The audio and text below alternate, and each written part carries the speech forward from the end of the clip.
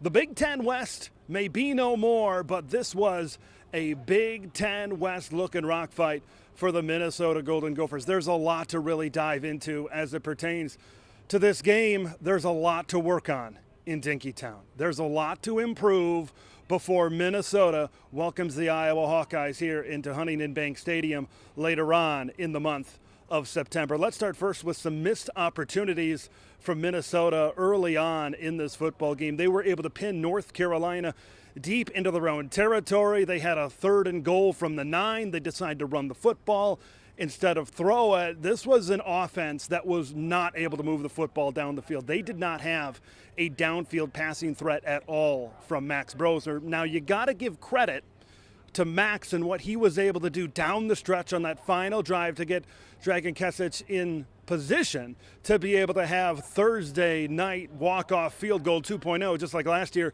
against Nebraska. More on special teams here in just a minute. But there were so many chips left on the table for this Minnesota team on the offensive side of the football, and that, among other things, is what cost them in this football game. Let's talk about the Minnesota defense here for a minute. I thought this team covered well. Okay, that was a big concern. You look at North Carolina returning 5 of their 6 leading receivers from last season and what they had throwing the football. I thought they did well on that part. Now, Amari and Hampton rushes for over 130 yards in this game. This rush defense has to be better for Minnesota if they want to be better later on here during this season as well. All right, let's talk about it. Let's talk about special teams. I mentioned that punt that was pinned that gave Minnesota a good opportunity in field position, but you got the Big Ten kicker of the year misses not one, but the game-winning field goal, potential game-winning field goal at the end. So he missed 2 field goals. Special teams, once again, rears its ugly head for the Minnesota Golden Gophers. There's a lot, certainly, to work on for PJ Fleck and the Golden Gophers as they continue to push forward this season. We couldn't get our defense off in the second half. And, you know, it's hard to be able to get into a rhythm when you're 3 and out and then you have, 4 plays in the third quarter. I mean, that's what we're usually doing on the other side. But when you feel it on the other side, that's what's damaging. We just couldn't get off the field, and that ultimately cost us multiple field goals. Got to give their kid a lot of credit. Made a lot of kicks tonight. We just weren't executing well enough on offense. Whether it was whether we had a drop or whether we had pressure or whether we got out of the we fumbled. I mean, there were some things we were doing that that we can't do to win football games, and we did those. And you touch the stove enough, you're going to get burned. Any type of loss is really hard on a football team because you put so much into it, and we had every opportunity to keep doing it. And it's there, and we just didn't take advantage of it enough. But, they're all painful. I told them, I said, this is a long season, though.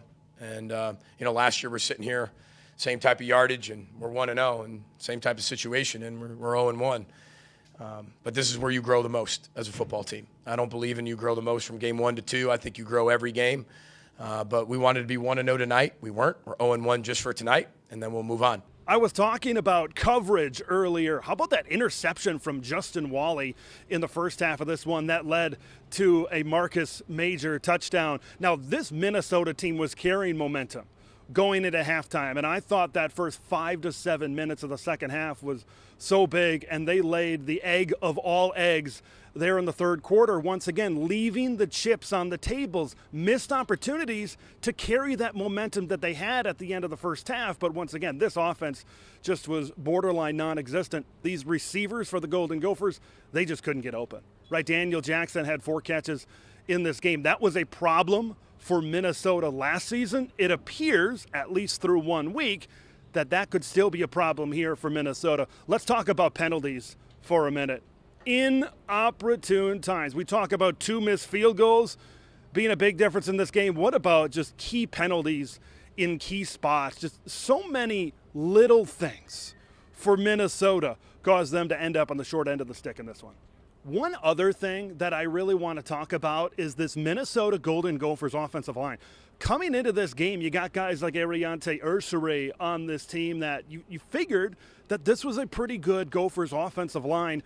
but they struggled in pass protection. I think that really contributed to the issues that Minnesota had on the offensive side of the football. Routes not being able to develop, Brosmer, not being able to be comfortable in the pocket. North Carolina was able to wreak havoc, and I think everything on offense for Minnesota really had a domino effect. I'm not going to say that was the thing that really started the domino effect, but it just contributed to all of the issues that Minnesota had in this particular football game. I know there's going to be a big talking point surrounding Darius Taylor not being able to go in this particular football game, but I think there's a lot more issues for Minnesota in this game. They need to be better against the run. Guys need to be able to get open from the wide receiver point of view. I think Brosmer needs to be a little bit better as well. So there are still a lot of issues to figure out. We talked about the penalties before. There are a lot of kinks to be fixed, to be straightened out before the Iowa Hawkeyes come in here to Huntington Bank Stadium here in just a few weeks towards the end of September. Can they do it? We're just going to have to wait and see.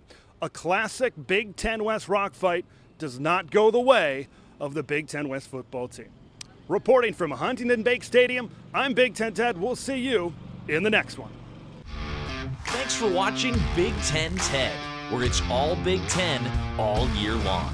Make sure to like the video to spread the word of Big Ten Ted to the masses, and subscribe to the channel for updates on Big Ten content that drops every day.